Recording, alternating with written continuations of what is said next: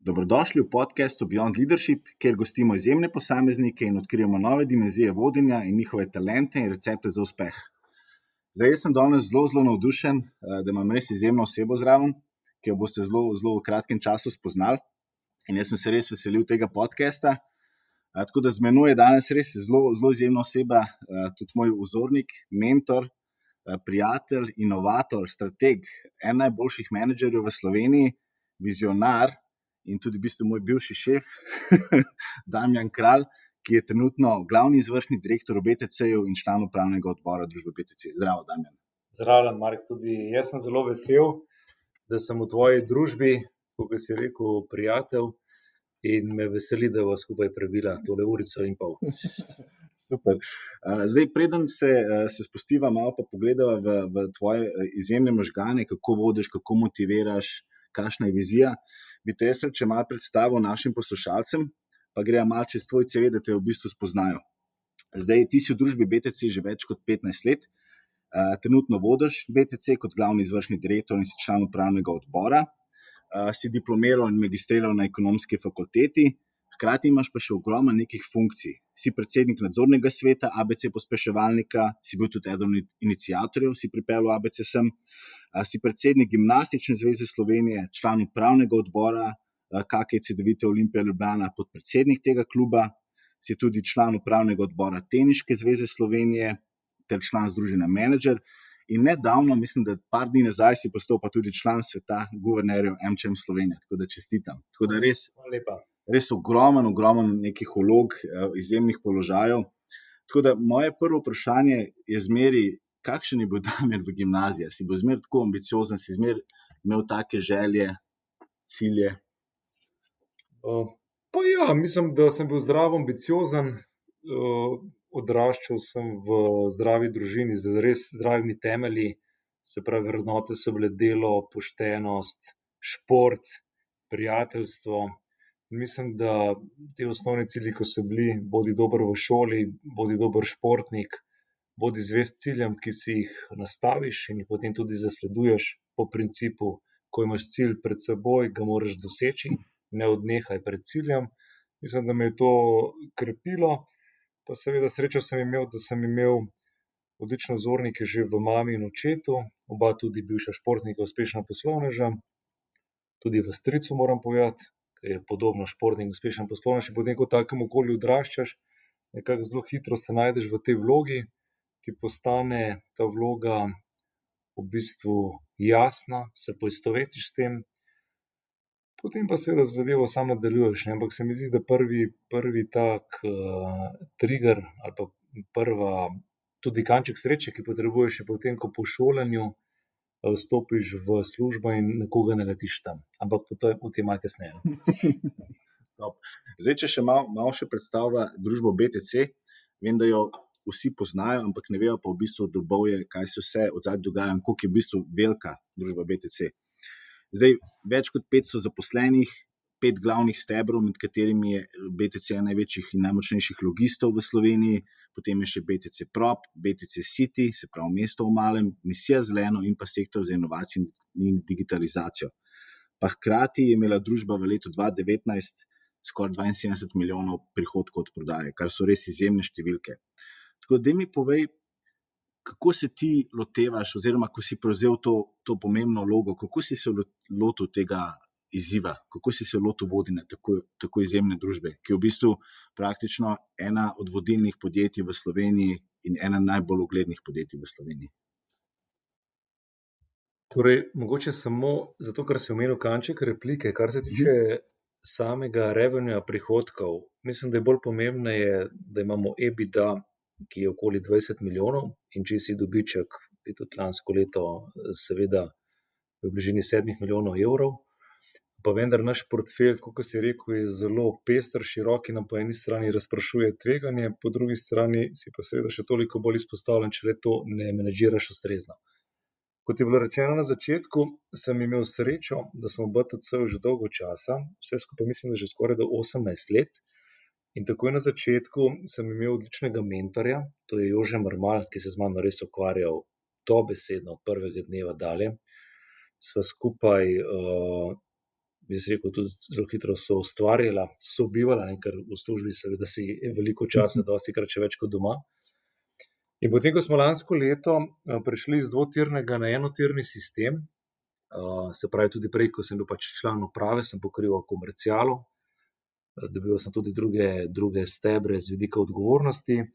Potem sam ta preskok v enotirni sistem, ko sem sam postal prvi človek firme, niti ni bil tako težak, ker sem že imel kar nekaj kilometrine in seveda tovrstnih izkušenj.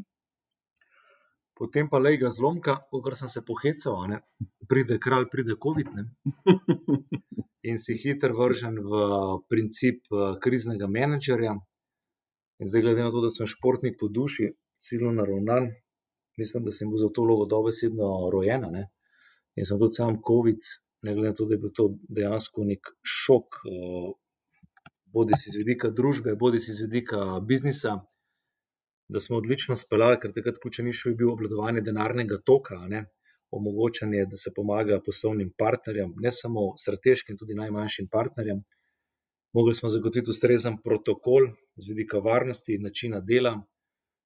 Dejansko smo bili prav po človeški plati obremenjeni s tem, ker smo tudi pač eden največjih providerjev z vidika logistike, da smo dali živila na police in za nas je bilo to sveto prilo, da to naredimo, to z vidika družbene odgovornosti, da smo zagotovili ustrezno zaščito in seveda smo potem tudi ustrezno nastavili za prihodnost naš ključen steber, retail, kot si omenil BTC City kot naša hibridna blagovna znamka, ki je pač tudi svetovno poznana, in da smo zadevo strumno in pogumno peljali naprej, ker vmes imamo tudi določene segmente, ki so zelo občutljivi, naprimer Atlantis, vsi ga poznate, ampak zagotovo je to najbolj udarjen, ker pade v tako imenovano turistično branžo in tudi tam čez noč seveda nisi mogel imeti več obiskovalcev. Potem, ko so se ukrepi sproščali, si jih pa lahko imel relativno majhno število. In zdaj v tem segmentu seveda smo mogli odreagirati hitro, agilno, to, kar se bere v knjigah, smo imeli pač v praksi.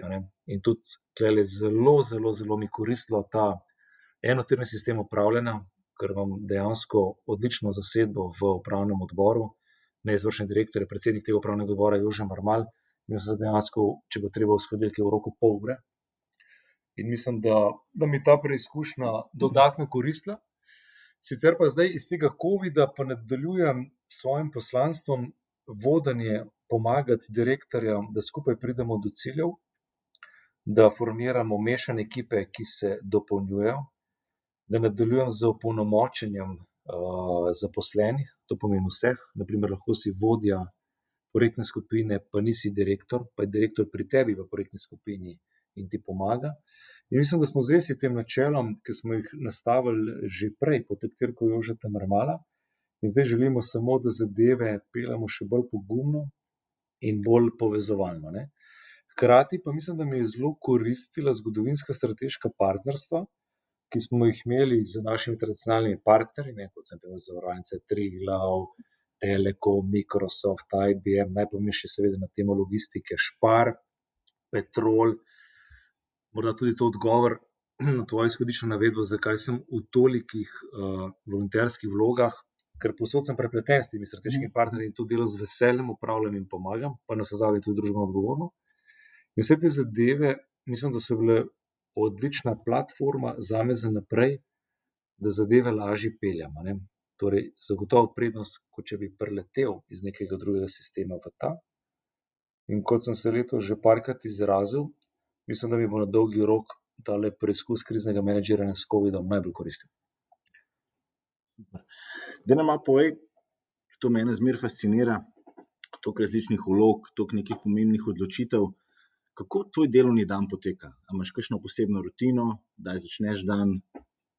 Zelo sem organiziran, zelo sem strukturiran, pa vendar se me tudi poznaš. Tako da načeloma za več tednov naprej poznam praktično na uro, pol ure svoje obveznosti. Vikende rad namenim temu, da se pripravim na bodi si sestanke, bodi si na projekte, bodi si na načrt, če ga nastavljamo, in potem nekako sledim tem pravilom. Ko grem naprimer na šport, vem, koliko časa športu namenim, zelo pazim, kaj jem, kaj pijem, želim iti spat v istih urah. Ok, mogoče na tem segmentu nisem vedno 100% v sili razmer. In potem, ko si v tej vlogi organiziranosti, pa hkrati seveda tudi način življenja, da se znaš sprostiti, kot sem rekel, preko športa ali pa zelo pomembno seveda, da imaš družinsko okolje urejeno, kar imam jaz odlično, sem zelo hvaležen. Potem te zadeve delaš z veseljem in jih ne dojemaš kot stres, ampak jaz to gledam kot ogromno nekih zadev, ki jih rad odkljukam in ko jih odkljukam, pač grem naprej, a ne. Kar tiče pa dnevnih rutin, zelo rad si vzamem čas za svojo kavo. Mogoče kava moja tudi pravzaprav edini greh. Rad popijem 2 do 3 kapučine na dan in takrat si rad namenim temu par svojih minut. Se pravi, ko popijem kavo, ne hitim za telefoni, maili. To si rad naredim 2-krat na dan. Potem imam pravilo, da nobena zadeva ni zoprna ali neprijetna. Torej, če imaš na dan, karikiram, 10 sestankov, 150 mailov, vse ima enako težo, ne. Nobenemu problemu ne dajem večje teže in nekako sem tako začel zadeve imeti že pred leti, da tako, ko grem na primer na kosilo in mi potem sledi težji sestanek, sem si v glavi razložil, da je to del vsake dnevne rutine in ne čutim nikoli pritiska, seveda pa ob pogoju, da sem na vse zadeve vedno pripravljen, ne. To mi je zelo pomembno, da sem pripravljen in strukturiran. V primeru, da mi zmanjka časa, da se na bodisi kakšen sestanek, vodenje kolegija ne bi pripravil, kar se mi zelo redko zgodi, potem zadevno bodisi raje prestavim, bodisi povem, katerih točk se bomo dotaknili, ki jih poznam, sicer jih vedno želim razumeti. In nekako se te rutine držim. Najpomembneje mi je tudi to, da na tedenski ravni ne spustim športa, ker če ne spustim športa, ohranim ta notranji mir in lažje ostajam strukturiran. Upam, da nisem predolg. Super. Zdaj, tako kot si rekel, meni je bilo zmeraj blazno všeč na vseh sestankih, kolegijih, ker si bil zelo meren, zelo strukturiran in res si vedel, no, da zelo dobro vodiš ekipo. Tako da mene zdaj zanima, kako si se ti lotil, opisal si nam že, da je bil COVID, da je bila ta kar velik izziv, ki si ga zelo uspešno rešil in da si se veliko naučil. Kako je bila pa pomembna zdaj neka motivacija ali pa komunikacija v teh časih? Kako si se ti tega lotil? Ker vem, da takrat je COVID se kar pojavil, ogromno podjetij je šlo v neko paniko, v krizni management, ljudje niso vedeli, kako se tega lotiti. Kako si se ti lotil iz vidika, recimo, motiviranja pa komuniciranja? Pravzaprav smo imeli takrat 3 pristope, a ne. Eden je bil ta, da smo naredili tako imenovano ožjo krizno ekipo, v kateri so mi zadeve poenostavili in kar združili, a ne. V tej krizni ekipi sta bila tudi 2 predstavnika iz upravnega odbora, 2 izvršna direktorja, torej Jože Mermal, Helena Petrin. Potem sta bila noter še moja 2 kolega izvršna direktorja, Rajko Čorič, ki pokriva finančne področje, pa IT, Miha Mermal, ki pokriva oddelek za marketing in sustainability. Dodali smo še po potrebi par oseb iz ekipe in mi smo imeli tako nekako kot neko tako krizno ekipo, ki je komunicirala bodisi preko SMS-a, bodisi preko Vibera, bodisi preko maila, bodisi preko telefona. Nastavili smo jasen protokol, ki je bil za potrebe varnega dela za naše zaposlene. Kot sem rekel, na logistiki smo morali delati non-stop. Vzporedno sem nastavil komunikacijo preko pisem in mailov. Torej, sem želel, rečemo temu, na vsake 14 dni ali pa maksimalno 3 tedne nagovoriti vse zaposlene.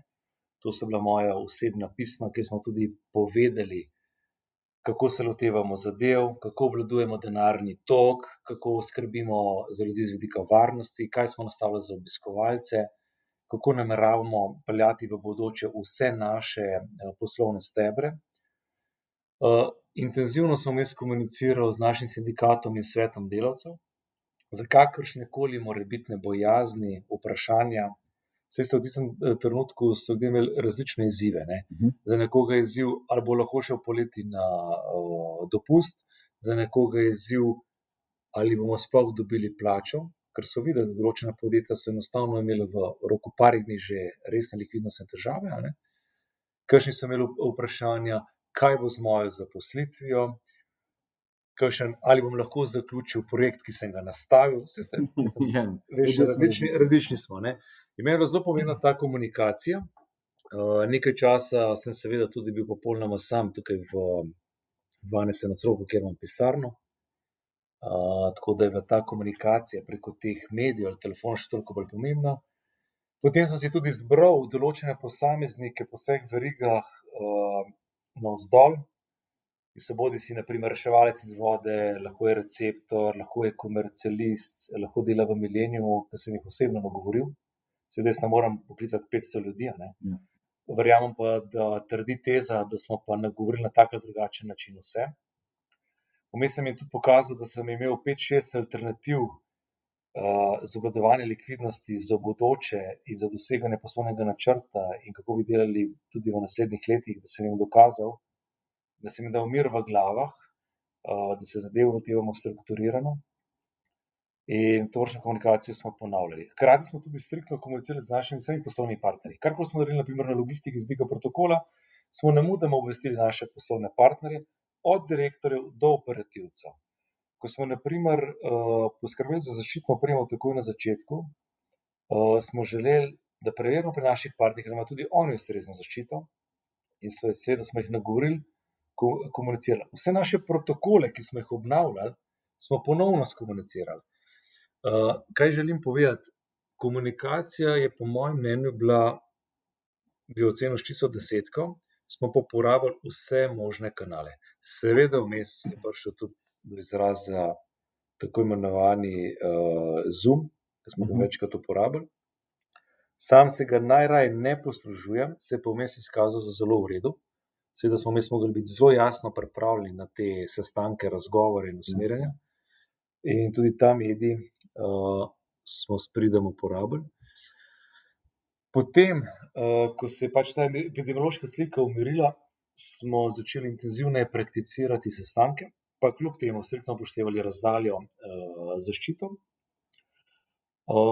Pogrešal sem seveda naše delavnice, ki tudi ti poznaš seveda iz preteklosti. Verjamem, da bomo lahko v bodoče imeli, samo da prebrodimo zdaj še, upam, da zadnji kvartal. Tako da sem se več posluževal v bistvu kakšnih posebnih not preko modernejših medijev. Hvala. Ne, se mi zdi, da ste res zelo to dobro upravili, ker COVID je res prišel nepričakovano, digitalizacija se je zelo hitro pospešila, ker si rekel, Zoom je prišel, aplikacije so prišle. Tako da to mi malo povej, koliko se pa ti dejansko odklopiš dnevno, ker zdaj, kot smo rekli, digitalizacija je vplivala na vse, skozi smo dosegljivi ali prek e-mailov ali Apple ali takih in drugačnih aplikacij. A je dejansko kakšen čas v dnevu, ko si pa reče, zdaj pa ne bom več odgovarjal, pa se bom malo odklopil? Ja, mislim, dejansko sem se tudi to mogel organizirati. Že pred leti se je začel ta shift, ko so se direktorji nehali klicati preko tajništev in so se začeli klicati, to govorim generalno, posebno preko osebnih telefonov, preko mobitela. Tako da sam osebno imam zelo malo klicev preko samega tajništva. Sem že pred leti mogel nastaviti sistem, da sem tudi navadil svoje partnerje po temah, ali bodisi pošljejo mail, ali na primer, če nujnejša zadeva SMS, zdaj ponovno, na primer, če mi pošljejo na Viber, ali seveda opravimo telefonski klic. Da sem si malo organiziral in skušal zadeve porazporediti. Se pravi, zahtevnejša zadeva, ki terja večjo poglobitev, če se le da, pričakujem pač preko maila. Mislim, da imamo tukaj kar dober kodeks.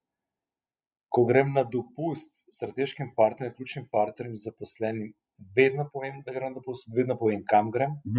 Da znamo pa tudi oceniti, koliko je pomembna zadeva, s katero bi se medsebojno bodisi obremenjevali, bodisi jo nastavljali. To pravilo se mi zdi zelo pomembno. Drugače, ko grem na šport, takrat res znam odklopiti. To moram reči, da sem se res natreniral. Naprimer, tudi če grem na tek, znam popolnoma izklopiti misli. To mislim, da sem dosegel tam kakšnih 8, približno 8 let nazaj. Ko grem na tenis, naprimer, z nami sklopiti, ne. Tudi takrat sem discipliniran, ko naprimer menjam strani, ne gledam telefona, ne. Ne gledam. To mislim, da mi je zdaj uspelo. Drugače, ko sem v družinskem krogu, seveda vesel sem, da imam sina, ko sva športala, se pogovarjala. Tekom njegovega odraščanja, ko je zahteval pozornost, seveda se mi je zdelo, da se mu jo znal dati v smislu kvalitete. Ali na primer, ko greva z ženo v kakšne hribe ali kaj takega, takrat to znam. Drugače pa je pač urnik dosti brutalen, ne? Ker imamo seveda tudi pester tale portret, kot sem rekel. Tako da sem vpet, tudi ker sem po naravi control freak, ne, in rad odkljukam vse maile, sporočila, tudi mislim, ker je prav, ne, da tudi odgovarjamo na telefonske klice in SMS-e, čeprav vidim, da se vsi ne poslužujejo te prakse, si potem dostikrat sužen tega, ampak se nekako probam tega lotevati po intervalih, a ne. Na primer, če se mi nabere SMS-ov precej, da vem, v redu, da me ne rabiš danes odgovoriti, dajmo do jutra, ne. In si dajem te neke mejnike si dam, ne. Ke se skušam držati. Pa mislim, da mi kar uspeva. Najpomembnejše pa je itak, tako kot sem rekel, je pa kvaliteten spanec, pa da se znaš sprostiti, ne, pol je pa lažje. Ta teden nisem bil tako priden, nisem tako pridno spal. On time. Za vikend nadoknadil. Za vikend, ja. Daj mi povej, in meni se to zdi blazno dobra stvar, ki si vzpostavil šport, da si bil v bistvu celo življenje športnik, da si še zdaj zelo aktiven in tudi jaz sem aktiven in se mi zdi, da mi je veliko, da mi pomaga, da si v bistvu takrat odklopim, da malo procesiram stvari, pa hkrati se mi zdi, da se lažje soočaš z izzivi, da dejansko ti da neko to mentaliteto. Kako se tebi zdi to pomembno? Ja, meni, koliko me poznaš, pa tudi podobno funkcioniram kot ti. To je meni nujen del mene, a ne. Tudi športe, ki jih imam rad, so seveda intenzivnejši športi in uživam v tem, kar delam. Daje mi neki mir, tudi cilje, ki si postaviš v športu, a ne, da nekaj želiš preteči, odigrati dober tenis. Po eni strani krepiš zdrav tekmovalni duh, hkrati se sproščaš. Saj to ni neka zdaj težka znanost, a ne. Sprošča se ti hormon sreče, a ne.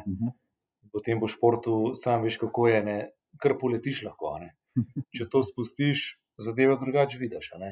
Tako ke mi je tudi zelo mi je pomembno, ko sem v preteklosti rad na primer potoval, zamenjal lokacijo, ali pa na primer tudi ženo, ke znava iti na kakšen sproščujoč sprehod ali pa greva na primer v hribe, a ne.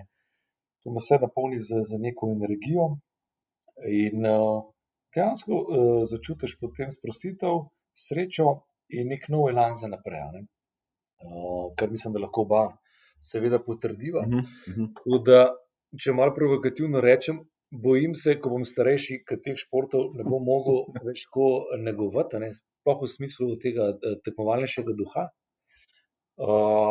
Pa ko bom mogel najti kakšen na primer substitut, ne. Na primer, jaz imam zelo rad imam športe z žogo. Zelo rad imam, da vseeno igram za rezultat, pa ne da bi bil obremenjen zmagati ali ne zmagati, ampak ker stremiš k nekemu cilju, izpostaviš to neko zdravo tekmovalnost in se vmes še potrudiš, a ne. In potem ti da na koncu neko zadoščenje. Tako kot na primer v poslu, ne, saj sam veš, če na primer dobro izpelješ neki projekt, a ne. Samo da po športu narediš to dobro za telo, duha, tudi če se dobro prepotiš, očistiš telo, a ne. In potem si ready za nove zmage, ne. Tako da to mi je absolutno odlična osnova in tudi mislim, da brez športa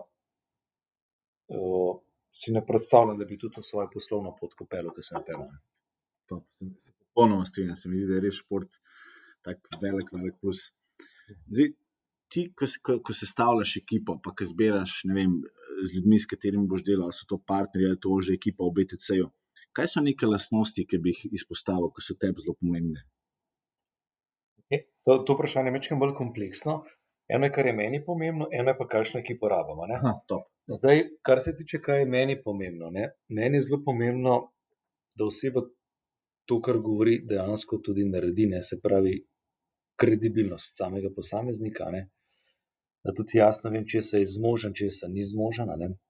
Zelo mi je pomembno, da je lojalen, zvest, da mu lahko zaupam. Zelo mi je pomembno, da je delaven, pa ne tako v slabem pomenu besede, ampak če si delaven, si dostikrat tudi pač ciljno orientiran in potem rad zaključuje zadeve. In te segmenti so meni zelo pomembni.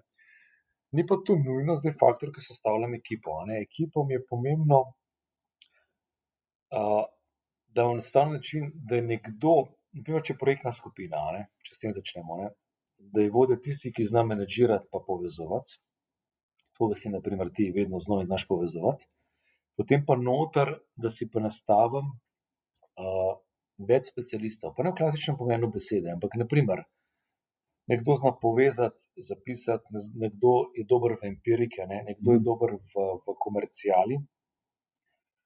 Seveda je pa vse povezano s tem, za kakšen projekt gre in kaj hočem s tem projektom narediti. Ali ga hočem dobro nastaviti za poslovni načrt, ali ga hočem dobro izvedbeno izpeljati. In stremim k neki komplementarni ekipi, fajn je tudi, da je mešana, da ni ekipa, ki bi se stala samo iz moških ali samo iz žensk, se zna zelo dobro potem miks narediti. Ampak glej, Mark, vse to veš, to je teorija, v praksi je to dostikrat zelo težko. Res je. To dostikrat se dogaja, ker tudi sam vidiš, da potem rad vlečeš čez več projektov eno osebo, ali pa naprimer, ko povezujemo stebre med seboj, se radi upiramo na eno osebo, tudi dostikrat naredimo potem napako, ker nam tako lažje, tega poznam, tega zaupam, vem, kaj bom naredil, potem pa zraven koga dodajaš.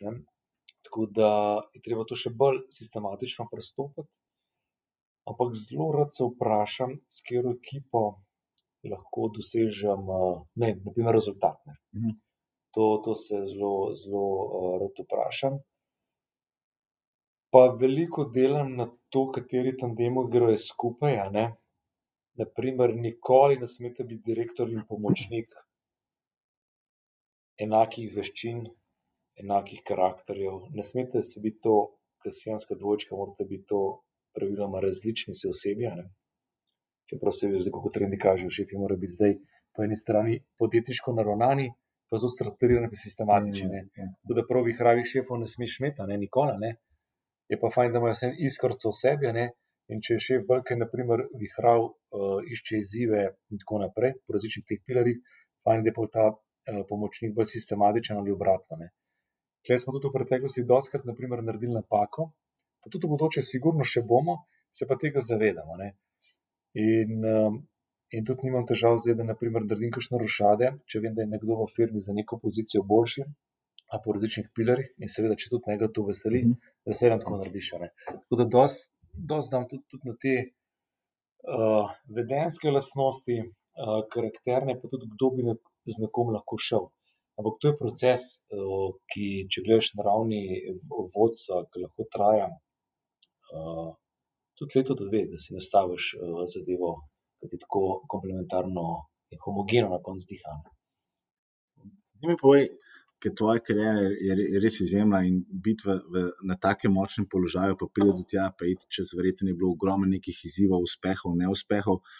Kaj bi pa kakšen ta, v bistvu, ali pa ta, te Američani pravijo, the aha moment, ki si pa rekel, wow, zdaj sem pa res na tej poti, hočem to delati, hočem postati glavni izvršni direktor oziroma CEO firme. Kjer je bil kakšen tak moment, ki te je zaznamoval? Ok, ti bom povedal par anekdot. Bil sem, bi rekel, priden učenec,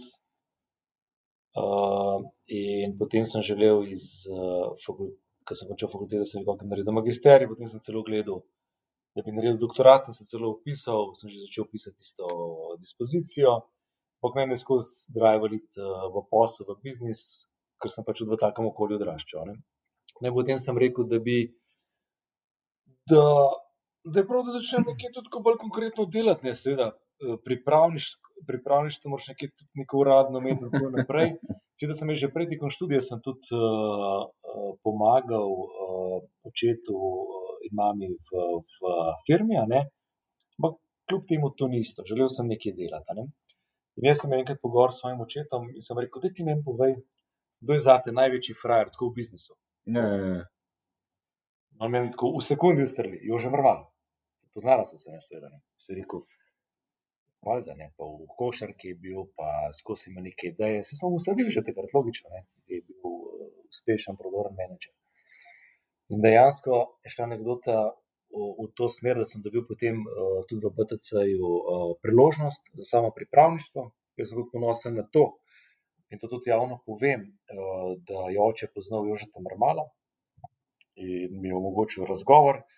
Da sem pa naredil vtis na njega na ta način, ker sem rekel, lej, pa se jaz delam tukaj nekaj časa kot študent, ker itak delam še magisterij.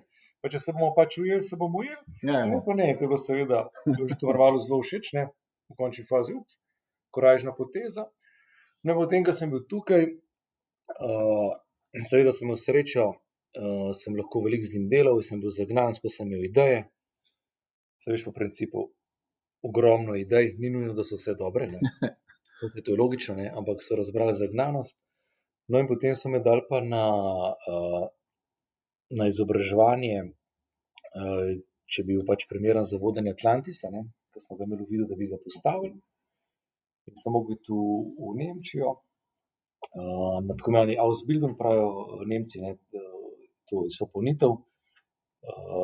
In to se mi zdela ena taka ključna prelomna točka, ker sem začutil, da prav bi rad šel kaj, pa vedel sem, da bom mogel tam sam nemško govoriti, ne, da se bolj povežem z vsemi temi fanti, ki so delali bodisi v savni, da sem se spoznal, ne, bodisi v tehniki in tako naprej.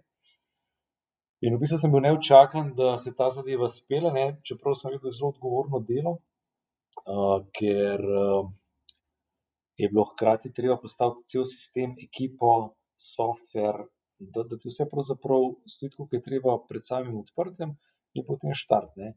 In seveda, jaz sem dal to čez, bil zagnan in potem se mi zdi, bo naslednji tak high efekt je bil, ker reče Jože Mrman, ne, takrat je kot predsednik, reče, koliko časa bi še rabili, da smo mi redi, da odpremo. In mi previdno komentiramo 4-5 mesecev, če določeni procesi in vpred. In on reče, 2 meseca imate, dame boš, jaz seveda logično, kot tega koraža, tako rekel ja.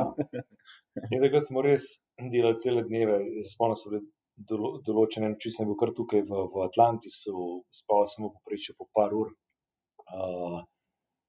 Pred tem sva s Katjo ravno dobila sina Jana, ne, tako da sem imel vzporedno še ta izziv in se mi zdi meni tako kot paket, tak nov ključen korak, ne, ke te polni z energijo, si želiš dokazati, ne, se pravi, da on time narediš, da dobro nastaviš.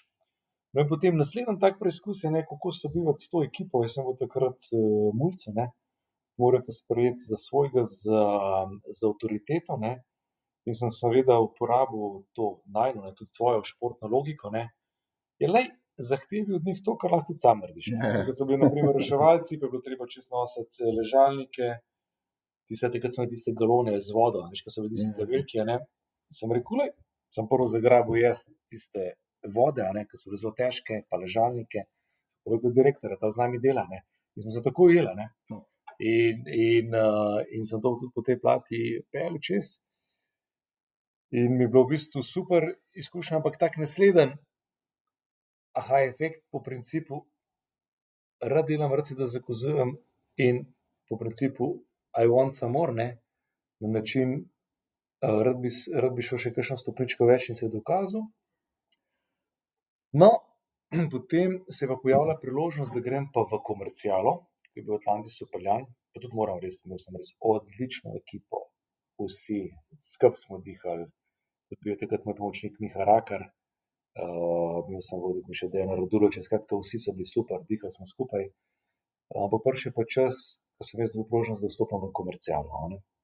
No, in ko sem pa v komerciali delal, kakšno 1 leto dni, mi je predsednik dal dodatna pooblastila, se pravi, sem zelo hitro samostojno začel pokrivati BC City v Ljubljani, potem v Murski Soboti, v Novem mestu. In tule je pa res že taka ogromna odgovornost, a ne. ker mislim, da sem se dokazal. In če bi me vprašal, kdaj je postal ta aha efekt ali pa vprašanje pri meni, a se vidiš, kdaj v bodoče, ne, v daljni prihodnosti za to vlogo, v kateri sem zdaj, ne, bi rekel, da ja, takrat, ko sem bil učene 2 leti šef te komerciale, sem rekel, to bi me absolutno veselilo, a ne.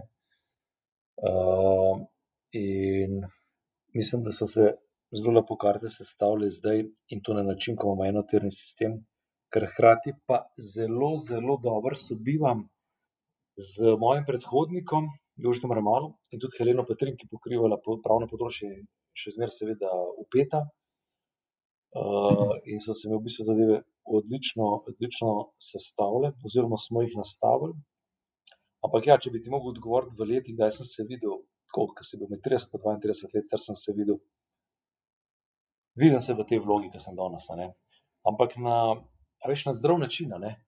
To pomeni, na primer, če bi Jože Mermal mi šel nov mandat, nič hudega, sem vesel, jaz sem užival tudi prej, a veš.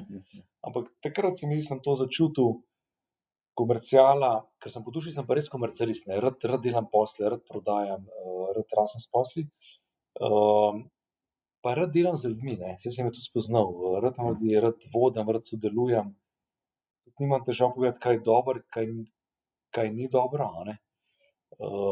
In se mi zdi, da tako med 30 in pa 33 je bil nekako tak trigger, ki sem rekel, ta moment.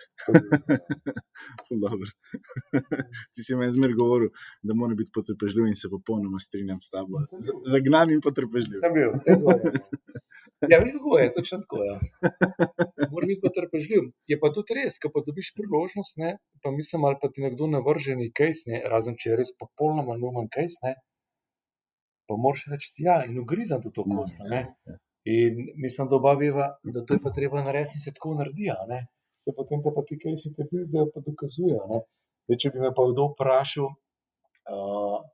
ko gledam nazaj, ali bi pri tisti starosti bil že dovolj zrel za vlogo, v kateri sem zdaj, ne, pa seveda moram dati jasen in korekten odgovor in to je ne, ne.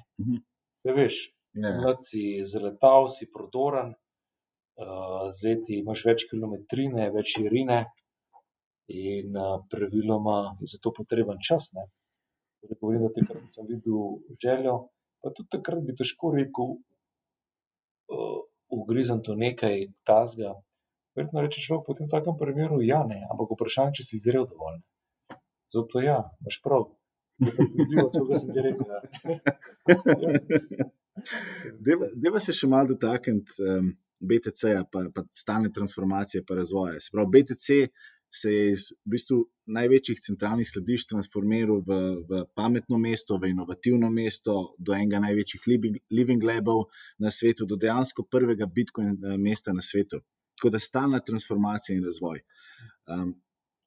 Daj mi povej, kako dejansko, kakšen imaš ti pogled na inovacijo, vemo, da je zelo pomembna, in kakšna je tvoja strategija, plan za naslednjih par let za BTC? Okay. Kot prvo, mi smo bili vedno inovativni pa provokativni, a ne? Kar je dobro. In to mora biti pošteno. To je dejansko zasluga podjetnika po duhu, to je bil Jože Mermal, a ne? In mi smo vedno dobivali nove izzive na mizo, ki smo jih mogli speljati, zgristi, kakorkoli bi temu rekel, a ne. In ta mindset itak nekako povzemeš in je logičen, ne.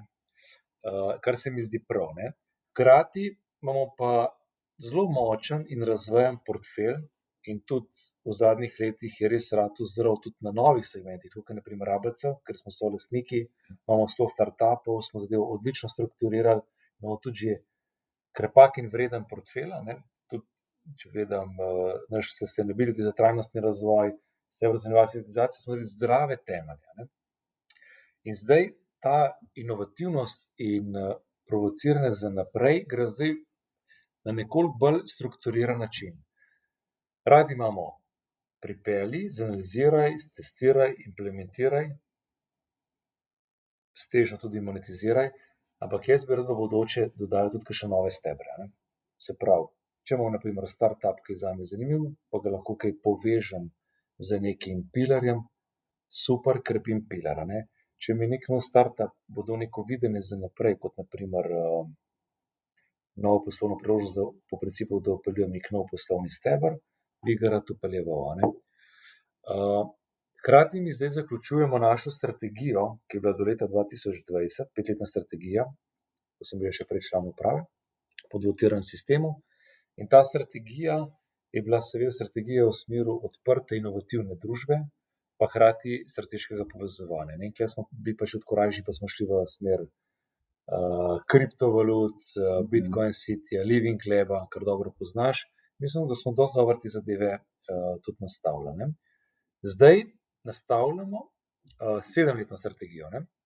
In ta 7-letna strategija bo seveda krepila segment digitalizacije, inovacije in tudi avtomatizacije, konkretno pri sami logistiki, pa vendar zvez bom nekim klasičnim ekonomskim parametrom, želim po vseh stebrih rastati. Bodi si v revenue, bodi si v EBITDA, ali pa na koncu v klasični marži, rečemo temu čisto dobičko.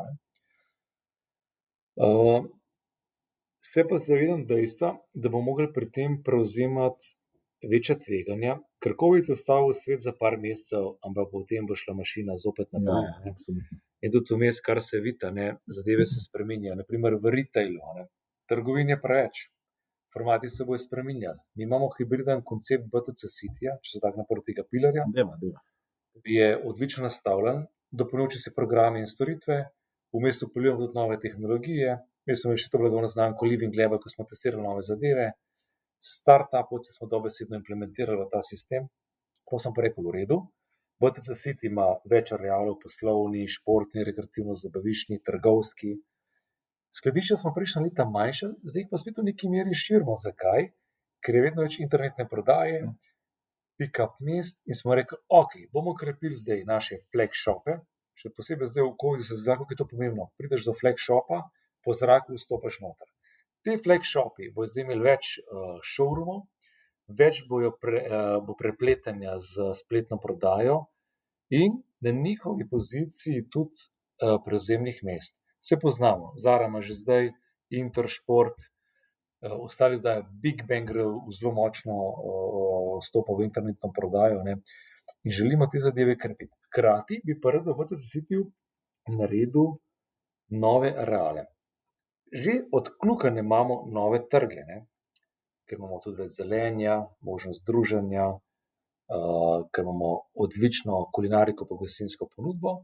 Jaz sem pa rekel, bi rad pa tudi nov korner, hrepenel sem po kornerju, ker bi imel določene bodi si znane IT-ovce, rad bi imel robotiko, vse, kar diši po novosti, pa da imajo pri meni poslovne prostore, da pri meni določene zadeve testirajo in da sem jaz z tega naslova tudi atraktiven za tuje partnerje tudi v bodoče. Poglej, kaj BTC City dela, ta zadeva nas pa zanima, tudi mi bi bili radi tukaj, radi bi z njimi sodelovali. In vidim, da moramo konstantno spreminjati zadeve, tako kot smo jih v preteklosti, govoriš o tej permanentni transformaciji, ampak še naprimer na hitrejši način. Ker če pisarn, trend bo šel v smer manjših pisarn, več bo delal od doma, torej treba tudi te zadeve upoštevati in gledati.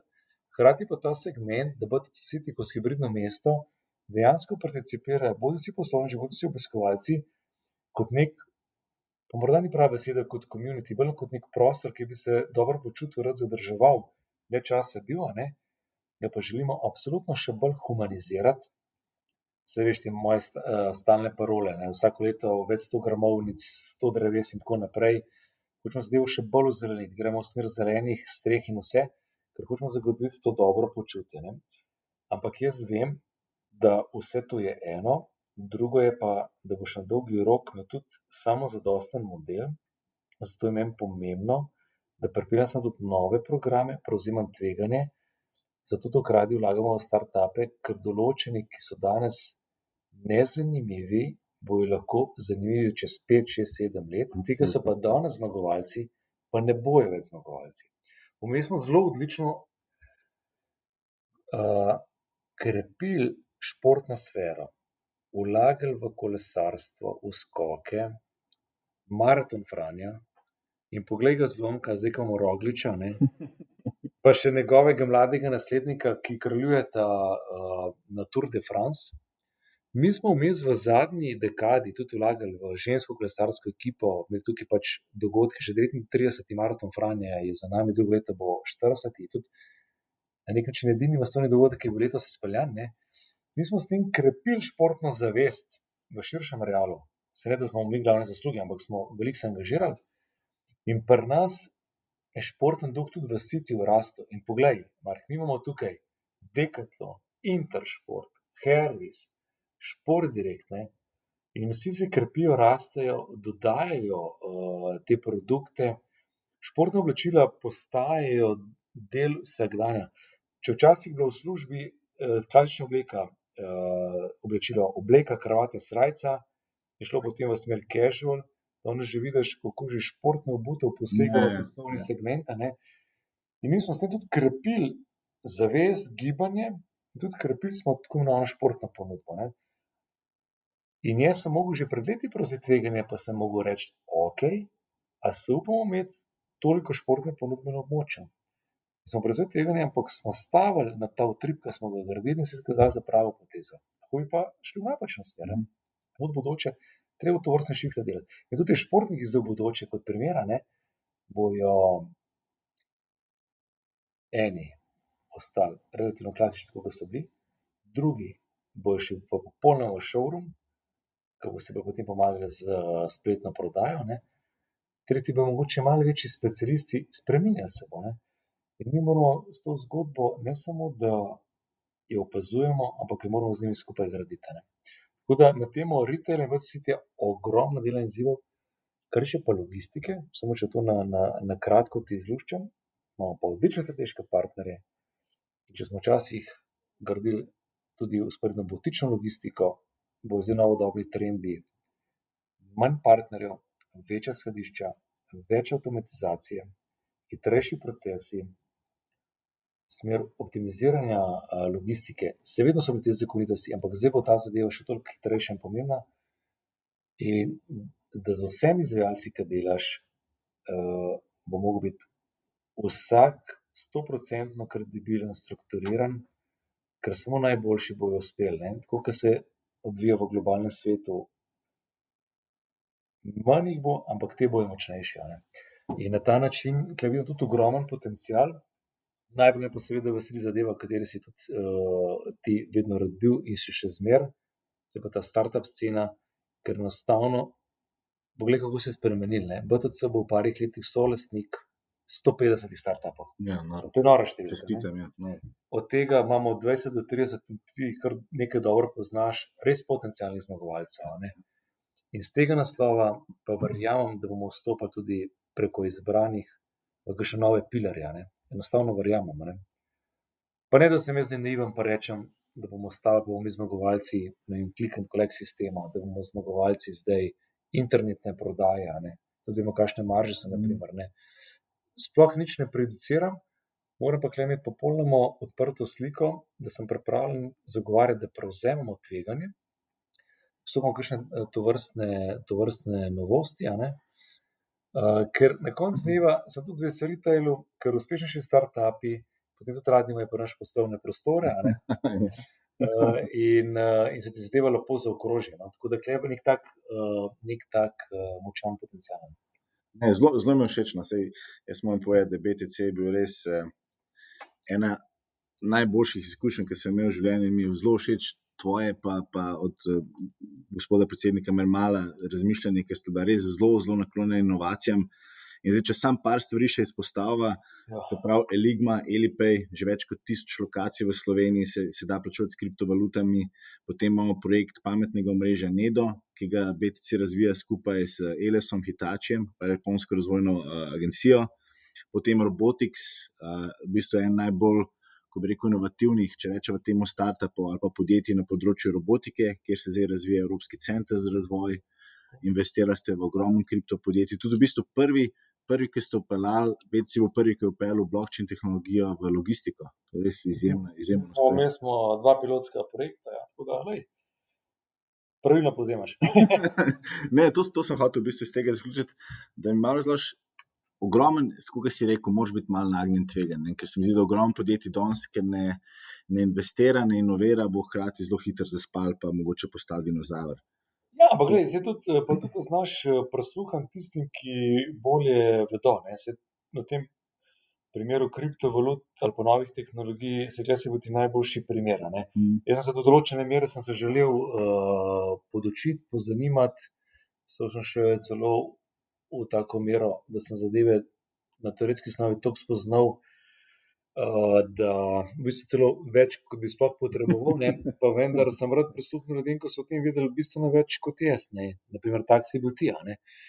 Se veš, da smo potem tudi ugriznili v kost, pa smo rekli, ok, bili so določeni primeri initial coin offeringov na temo kriptosegmenta.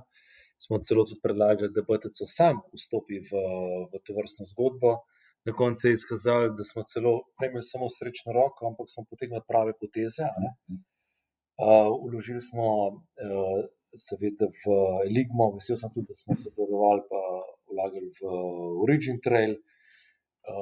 Robotik je tak nov izziv, ki vidimo neizmeren potencial. Tudi vesel sem, da Eligma že par let brca, dobilo zraven nove vlagatelje, imajo ogromno lokacij, ker se mogoče kripto payment. Ampak tako, kot si ti rekel, vedno se prevzeme tveganje, ampak ga znamo obvladovati. Smo si izbrali določene startupe, rekli smo, toliko namenimo tudi za ta segment. Tukaj, če rečemo, naprimer, drugo leto damo poslovni načrt 10 do 15 milijonov evrov investicij, od tega vemo, da 5 za logistiko, 6 za retail, si vzameš tudi nek fond za to vrstne zadeve, ampak potem, ko vložiš, seveda prenoriš analize in vse, ampak ko vložiš, pa se moraš hitro odločiti, moraš pa znati zadevo, bodi si menedžirati, bodi si somenedžirati, bodi si nadzirati. Mislim, da pa kle nam gre kar dobro. In zdaj, če bi danes potegnil črto, si upam trditi, da niti nismo naredili napačne poteze. Pa tudi, če bi jo, si roko na srce, nič hudega. In tukaj se mi zdi zelo pomembno to, da znaš prisluhniti tistim, ki znajo nekaj več. Evo, vidiš, ti si pričal na tem Origin Trail in podobnih zadev, smo ti znali prisluhniti, kar je prav. In vesel sem, da večina teh dobro delajo. Ravno rečemo, omenjeni Origin Trail, oni so bili celo najuspešnejši ICO v zgodovini Slovenije. So na nek način rezali največ denarja in tudi fanti odlično delajo. In sem zelo vesel in ponosen. In tudi Eligma, da je na tem težkem trgu, kot tudi če gledaš, ko nastavljajo infrastrukturo, da so tako dobro pripeljali do danes. Ker ključno je, eno je nabrati funding, drugo je pa potem to peljati, pa menedžirati, pa na trgu živeti več let, ker ljudje ne vejo, ti moraš pa priti do nove stopnje, rezati nov kapital. Če tudi strmiš v smer, da greš v exit, če pogledaš na daljši rok, morda še toliko večji izziv. In super. Tako da tudi v bodoče bi sigurno zagovarjal, da imamo strategije, da tudi sami kot BTC še naprej neposredno vlagamo v to vrstne zgodbe. In da smo odprti. Kar se tiče pa same logistike, če dam kot primer, tudi tam seveda moraš prevzeti tveganje, ampak tam ga pa lažje na strukturiran način peleš, ker mi smo logisti že po duši, že več kot 65 let. In tam imaš nek know-how, neke temelje, in tam je matematika jasna, pot je jasna, potem samo gledaš, s katerimi strateškimi partnerji to gradiš in kako ti trend nakazuje. Potem, ko pa pri teh novosti, ki sem pa prej omenil v startup sceni, so pa take spremembe lahko čez noč. Tukaj spomnimo se, naprimer, Outfita ali pa, ko so določeni epi čez noč uspeli, potem pa tisti, ki so imeli pa tudi perfektne epe, pa so vstopili mogoče 3/4 leta za njimi, so že izgubili timing. Ali pa, naprimer, če pogledamo takrat, ki je bil modern initial coin offering, če nekdo zamudil vlak za pol leta, pa ima lahko celo boljši produkt. Je šlo, prepozen, tako da moraš znati, da tudi ugrizati. So far so good. Top, čestitam. BTC je dejansko mesto v malem in več kot 3000 podjetij, med njimi so res, praktično se mi zdi, ni velikega ali pa velike internacionalke, ki ni locirana v BTC-ju. Zdaj govoriva od Microsofta, BMW-ja, IBM-a, Zare, Apple-a, v bistvu vsi so locirani tukaj in res je to tak hub inovacij, pa hub v bistvu teh res top podjetij. Zdaj mi pa povej, kako težko je pripeljati kakšno tako veliko znamko, zdaj, če se malo fokusirajo tudi na IKEA in kaj recimo prihod tazga velikega partnerja pomeni za območje. Okay, ker si zelo korektno naštel, mora vsem poudariti v poslovni sferi Unicredit banko, ker so daleč največji. Pri nas imajo stolpenci, ker tudi jaz imam pisarno, domujem, imajo 16 rop in so tudi naš dolgoletni partner, drugače pa drži. Ponosni smo, da imamo vseh segmentov, imamo tudi kar nekaj iz farmacije in smo na nek način tudi unikum, ker v Kristalni palači imamo skupaj IBM, Microsoft, to je na nek način malo tak precedens v svetu, ker smo pri nas sobivata skupaj celo en na drugim ali pa obratno, no? Da nam komu naredil krivico.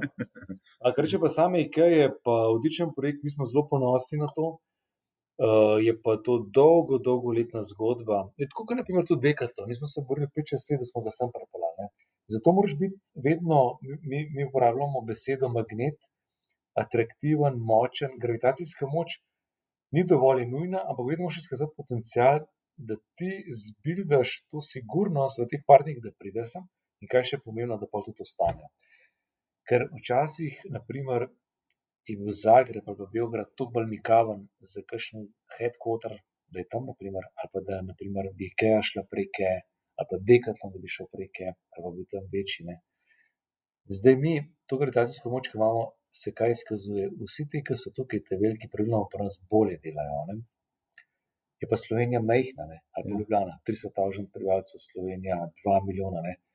Že sam Hrvaška, tako je kar 2, kar 3, in če greš naprej proti Srbiji, ne glede na kupno moč, kakšne te multinacionalke, ki gledajo potencial po regijah, lahko si zelo drugače razlagajo.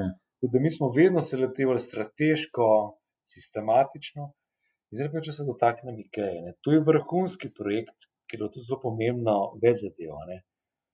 Dolgoročna zgodba, na kateri smo gradili, treba bilo nastaviti tudi infrastrukturo, ne. Tudi zdaj se vidi, kako se letališka širi, Šmartinka, ozadje spet širše partnerstvo, Dars, mestna občina, mi to zadevo je v pretežni meri nastavljal Jože Mermal, to mora biti popolnoma korektno, ne.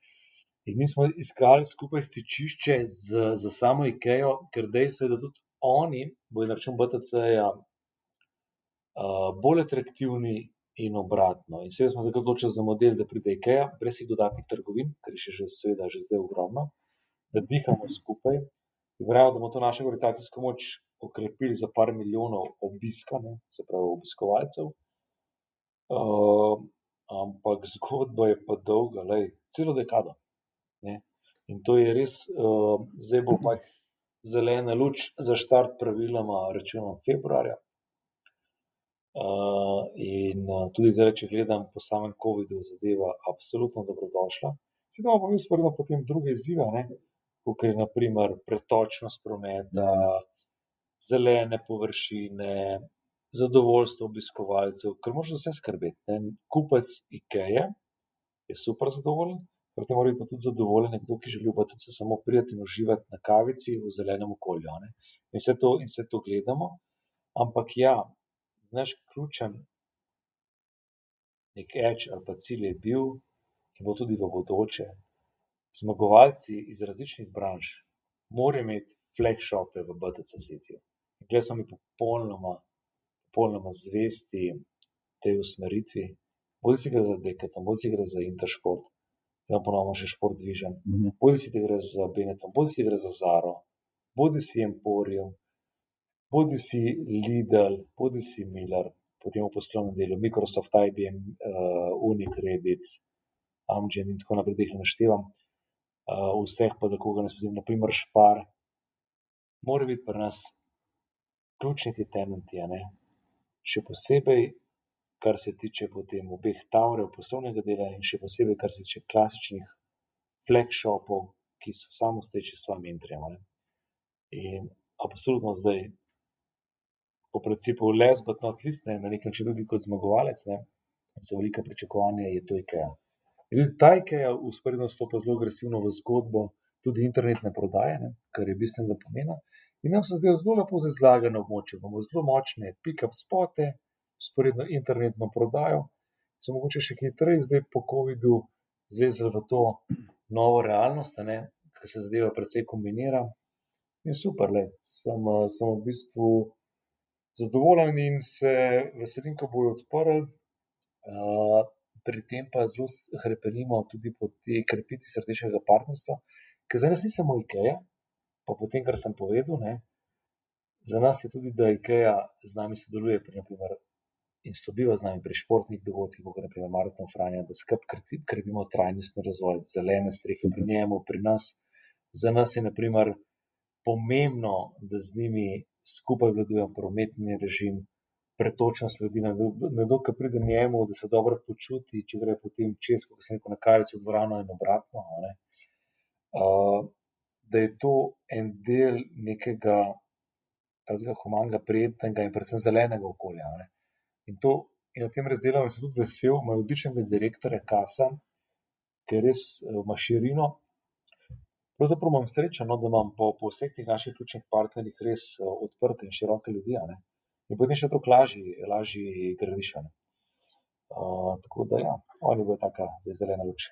Koliko pa ocenjuješ, zdaj po nekih podatkih pride v mesto Ljubljana približno 150,000 obiskovalcev dnevno, obete cene bi jih prišlo 65,000. Ti imaš podatke pred COVID-om. Pred COVID-om, ja. Tako da na letni ravni govorijo zdaj recimo 21 milijonov pred COVID-om. Koliko pa ocenjuješ, da bo IKEA to okrepila oziroma povečala? Rad bi povedal sledeče, da je kljub COVID-u ta post-COVID era, kar tiče obiska BTC-ja, smo mi na podobnih številkah, kar je nek način unikum. In tukaj tudi kaže, kako je bila pomembna naša strategija, da imamo poslovni del, športni del, družaben del, trgovski del. Ker če bi stavili samo na enega, BTC več ne bi bilo. In to je točka ena. V mestu zaradi samega turizma so številke popolnoma druge, kar je po svoje razumljivo. Svet je ta trenutek v drugačni poziciji, pretoka je manj, turizma je manj in je drugače.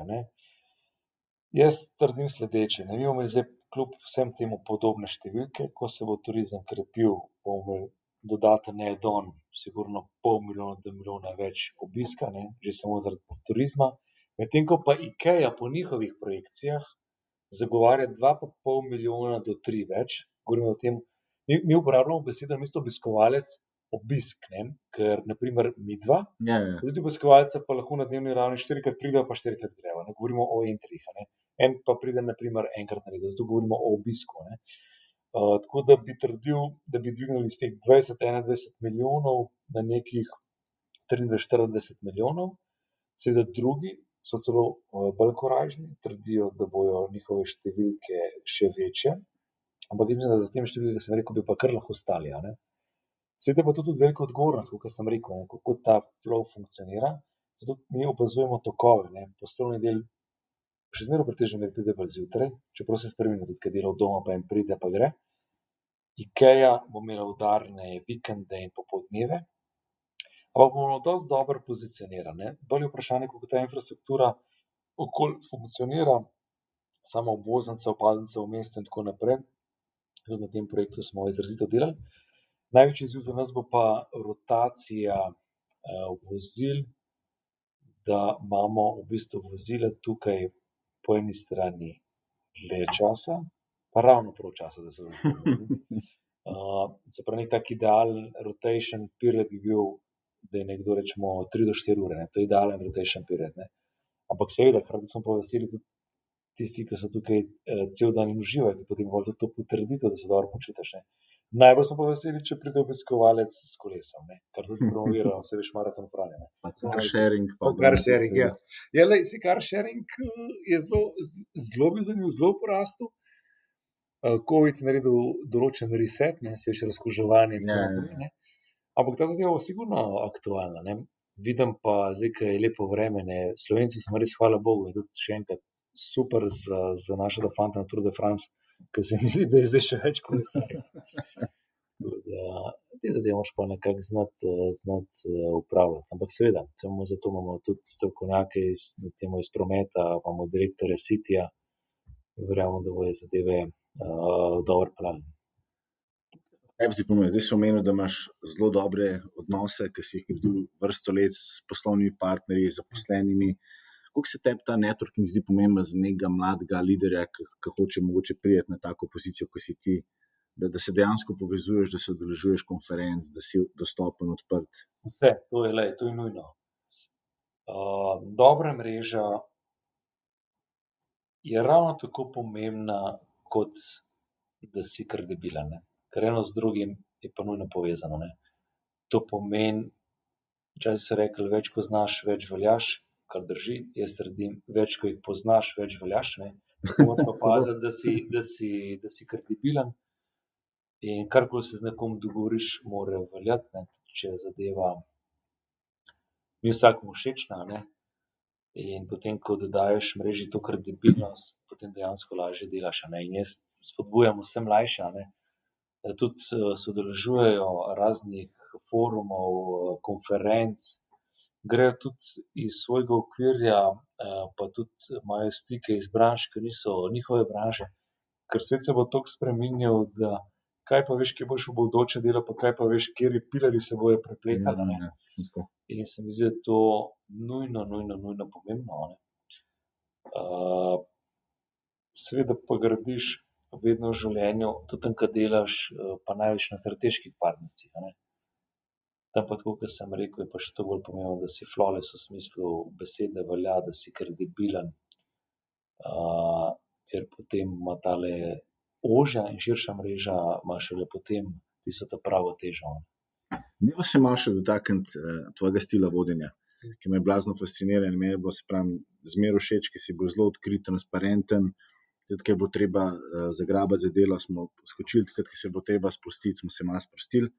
Tako da, koliko je tebi pomemben, oziroma kako se ti lotevaš njega, veliko govorimo o nekem konstruktivnem feedbacku, dejansko, da si zelo transparenten, odkrit, da poveš zaposlenemu, če je uspešen, če dobro dela, da ga pohvališ, če ne dela dobro, da mu poveš, kaj ne dela. Kako se ti tega lotevaš? Jaz mislim, da ko nagovarjaš množico, je prav, da motiviraš in da pohvališ in poveš, kaj si še želiš, a ne. Da deluješ povezovalen. Ko izpostavljaš, kaj ti ni všeč, je prav, da govoriš 1 na 1. Pa tudi takrat moraš, pri tem, ko poveš, kaj ti ni všeč, pokazati smer, kaj bi želel, da se spremeni pri delu posameznika, ne. Vedno sem poudaril transparentnost v komunikaciji, pa hkrati spoštljivost, ne. To se razume, ne. Da si spoštljiv, tudi če poveš zadeve, ki niso prijetne za slišati. Predvsem pa želim motivirati v smislu we can do better, a ne. Ker vedno si lahko boljši, a ne. Ampak ne na način, da bi koga izčrpal ali pa preveč obremenjeval, ampak bolj po principu, da se bolj pripraviš, bolj poglobiš, da si vedno lahko bolj korajžen, pa to, kar si vedno želimo od vseh direktorjev, da si bolj odločen. Ampak ta odločen ne pomeni random odločen, zamiš pa odloč, ne, ampak na osnovi nekih temeljev. In rad imam tudi razgovore 1 na 1, tudi vesel sem, da pri nas imamo te karierne razgovore, da imamo tudi 360-stopinjsko ocenjevanje, to pomeni, ocenjujemo podrejene kolege, podrejeni nadrejene.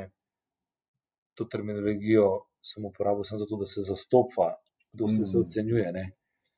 Ker drugače me poznaš, nisem obremenjen s hierarhijo, a ne. Rad imam tudi to, da na primer, če ima kdo dobro idejo, super, napiši mi mail, se bova usedla na kavo in prisluhnil. Zdaj v tem covidu je bilo tega manj, tako da sem zdaj mogel kar nekaj stvari nadoknaditi, tako da sem imel zdaj v zadnjih 10 dnevih, mislim, da nekih 10, 11 osebnih razgovorov. Bodisi so bili, kaj se lahko bolje naredi na delovnem mestu, kaj si ta oseba želi, s kom bi se želel bolj povezovati, kaj bi se želel učiti, a ne.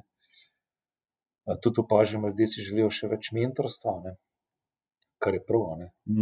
In mislim, da moram na tem tudi naprej delati. Pa prav se mi zdi ali pa pomembno se mi zdi, da res poudarjaš, da to, kar si želiš od nekoga, da ti tudi on verjame, da bi ti lahko naredil, a ne. in v tem krogu ali pa v tem vodenju želim funkcionirati. Ko imamo pa kolegije, jih pa želim imeti bolj task-oriented, se pravi, da so krajši, da smo takrat jasni, kdo mora kaj narediti, pa kdaj mora narediti, pa da preverimo roke. Ker takrat pa ne želim, da imamo kakšne širše debate ali pa debatne krožke, da smo bolj task-oriented. Rad pa imam, da se po manjših skupinah zberemo, pa na brainstormu pogovorimo, ker potem tudi lažje razumem issue kakšnega šefa ali pa vodje kakšnega oddelka. Se pravi, da mu tudi znam pol prisluhniti, ker potem na kolegih lažje usmerim, na primer, kdo kaj naredi.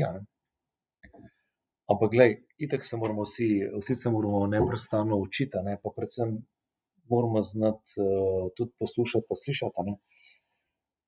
In ko po ciklih se rad tega držim, je pa res, da ko se ti nabere nekih poslovnih izzivov, ki jih moraš speljati, kot je bilo zdajle v covidu, takrat si pa res striktno task-oriented, in potem to vodenje z opolnomočenjem je ob strani, in zdaj, ko gledaš zadnjih par tednov, pa spet to v ospredje porivaš. Po principu, da bi bil najbolj vesel, ko bi imel nastavljeno strategijo, imel določene svoje ključne partnerje, gledal za naprej, za razvoj, ki lahko še rastemo, pa da te ekipe poleg poslovnega načrta same dajo ideje, pa jih tudi uresničijo po plemeniti. To je najlepši scenarij. Ampak to se mi zdi nikoli dosegljiv cilj, ampak vedno nekaj, kar moraš konstantno na tem delati, pa negovati, da se bližaš temu cilju. Kar se to logično. Tako nekako, če sem uspel na kratko povzeti. Ne, si. In meni je bilo blazno všeč pri tebi, ker so bila tvoja vrata dejansko zmeraj odprta. Zmeraj, če je bila kakšna ideja, kakšen predlog, zmeraj si vzel čez. Se mi zdi to res za tako funkcijo, ki si res toliko zaseden, res ful dobro, pohvale. Deva se dotakniti še malo motivacije, pa hkrati s tem povezane tudi inovacije. Če nam malo predstaviš, zdaj, meni je bilo blazno všeč, ker ima BTC tako imenovane ideje z vizijo, pa projekte z vizijo. In to je neka zelo, zelo fenomenalna stvar, ki hkrati zelo motivira zaposlene, hkrati prinaša nove inovacije, pa nam malo predstav, kaj to pomeni. Zadevo je že pred leti pomagala nastaviti Violeta Bulc, seveda potem znana tudi kot evropska komisarka. In mislim, da smo zadevo vsako leto res dobro dopolnjevali. Ideja je sledeča. Ideje z vizijo so prva zadeva, ko smo hoteli vključiti vse zaposlene, da podajo idejo, in če je ideja dobra, je lahko celo takoj vpeljemo, bodi si preko kolegije, bodi si neposredno pri samem direktorju. In smo tudi rekli, da naredimo nabor, določene ideje, ki so najboljše, smo tudi to kvoto razširili, smo tudi posamezniki ali pa ekipa, če je prijavila, smo jih z veseljem nagradili. Seveda, ko govorimo o nagradi, govorimo tudi o finančni nagradi. Projekt je seveda bolj kompleksen, mora biti že razdelan, mora biti tudi z neko kalkulacijo, imamo tudi jasne kriterije vrednotenja, da si tudi objektiven, kdo ima potem tudi najboljše projekte. Tudi tukaj smo rekli, da določen kvoto projektov nagradimo, tukaj so pa nagrade že toliko večje. In tukaj smo res zvesti temu vsako leto. Mi smo že pač po več kot 100 idej. Čeprav dobrih projektov, prav dobrih, seveda tukaj ne moreš gledati na kvantiteti, ampak na kvaliteti, veliko povprečju od 3 do 6 na leto, ampak smo hrbtenili k temu, da so skupine večje in smo tudi dali konkretne denarne nagrade. Vzporedno smo rekli, če nekdo naredi neko izredno delo, pripelje novega partnerja, naredi dober business case, smo rekli, ne glede na ideje z vizijo, ne glede na projekte, ki so imeli seveda jasne kriterije po principu, je neka zadeva inovativna, nova, drugačna, in seveda tudi, na primer, je donosen, ni donosen in tako naprej, smo rekli, v redu, ne glede na to posebej nagradimo posameznike. Že po kolektivni pogodbi imamo možnost nagraditi klasično do 15% plače, pa smo rekli, neodvisno od tega, če je izreden case, v redu, lahko dobiš 1-2 plače nagrado.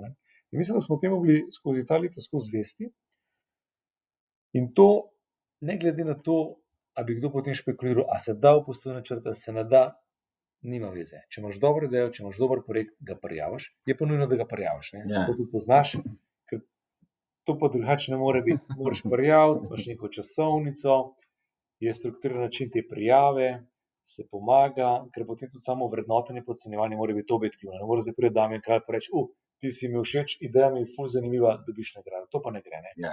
Mora biti strukturirano, merodajno, zato potem tudi, ko pogledaš, da je zadeva transparentna. Zato so mi pa mogoče sami ideje še toliko bolj všeč, ker smo lažje spodbudili komisarje iz logistike, receptorje iz Atlantisa, imam dobro idejo, je opisal, boh ne daj seveda, bi še šel še zdravo nek finančni elaborat, in če je ideja dobra, in je potem skupina, ki je ocenjevala, in ima možnost dobiti neko priznanje ali nagrado, ne, smo na ta način lažje motivirali vse po piramidi v BTC-ju, ker pri projektu, ne glede na vse, moramo biti pošteni, ne govoriš manjšo skupino, praviloma je to management. Pri idejah z vizijo smo pa nagovarjali vseeno in to mi je bilo v bistvu na nek način najbolj všeč. In seveda želim si, da bo to tako uspešno tudi v bodoče. Meni je bilo to ena boljših stvari in se mi zdi, da je zelo malo podjetij, ki na tak način spodbuja zaposlene, in hkrati je BTC tudi leta 2018 dobil nagrado za najbolj inovativno oziroma napredno podjetje. Tako da čestitam. Hvala, Marko. Viš pa lepši spade, če to ti poveš. Dejva se še malo dotakniti tvojega sloga vodenja. In ti, se pravi, karijera... Da zelo rinaš v ta slog vodenja. Moram malo sprovocirati. Se pravi, bil si vodja Atlantisa, potem si bil direktor BTC Cityja, zdaj si glavni izvršni direktor. Verjetno se je tvoj stil vodenja tudi tekom let spremenil, pa si mogoče se učil na kakšnih, si naredil kakšno napako, si tudi ogromno dobrih stvari naredil. Tako da, kako se je recimo tvoj stil vodenja spremenil pa prilagajal tvoji funkciji? Kako je, ne? Mislim, po moje ključna sprememba je ta, da danes moraš, v te vlogi, ki jih imam danes, moram delovati absolutno povezovalen, moraš znati biti še toliko bolj solidaren, moraš še toliko več empatije pokazati, biti sočuten. Zakaj? Ker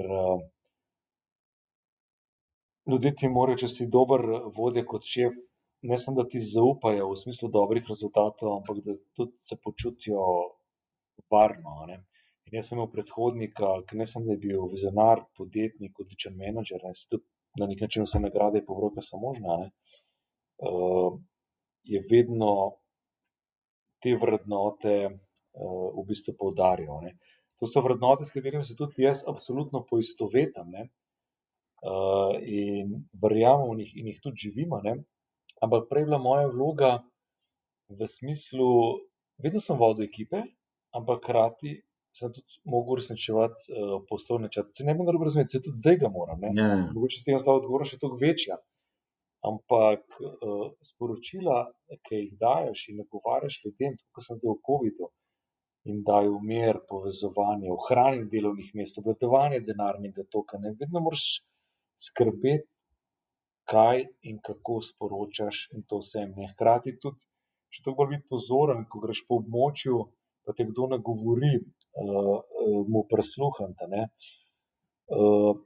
To se mi zdi ena taka ključna sprememba. Naslednja sprememba je, ker sem tudi pač komercialist po duši, pa duar, pa rad tudi sam sodelujem pri pogajanjih in tako naprej, in me to veseli. Se ne smeš prepustiti, da te to ponese, ampak moraš biti na nek način nad tem, pa voditi, pa usmerjati. In ključno je tudi to, da pomagam ostalim direktorjem,